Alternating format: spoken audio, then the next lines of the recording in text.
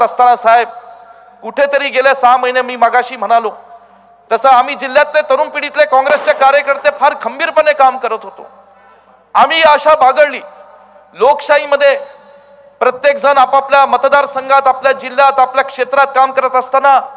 प्रत्येकाला वाटत असतं आम्हाला आमचा न्याय मिळावा हक्क मिळावा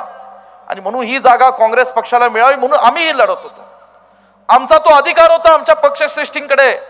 की ही जागा काँग्रेस पक्षाला मिळावी या ठिकाणी आम्ही ते मांडत होतो।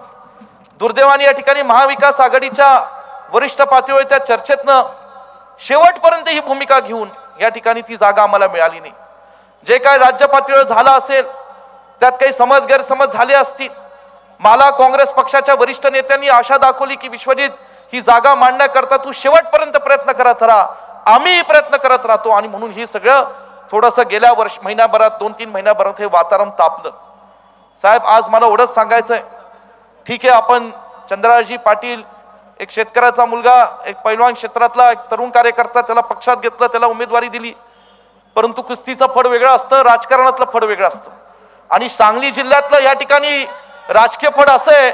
की इथं तयार असलेले मल्लच या ठिकाणी यशस्वी होतात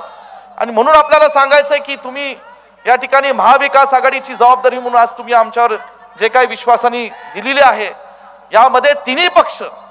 फक्त काँग्रेस नाही राष्ट्रवादी काँग्रेस पक्षाचे सर्व कार्यकर्ते सुद्धा मला खात्री आहे महाविकास आघाडीचा धर्म करून या ठिकाणी पार पाडतील। साहेब मला एवढंच सांगायचं आहे की आज जेव्हा काँग्रेस पक्षाचा कार्यकर्ता म्हणून मी माझ्या भावना मांडत होतो मला माहिती आहे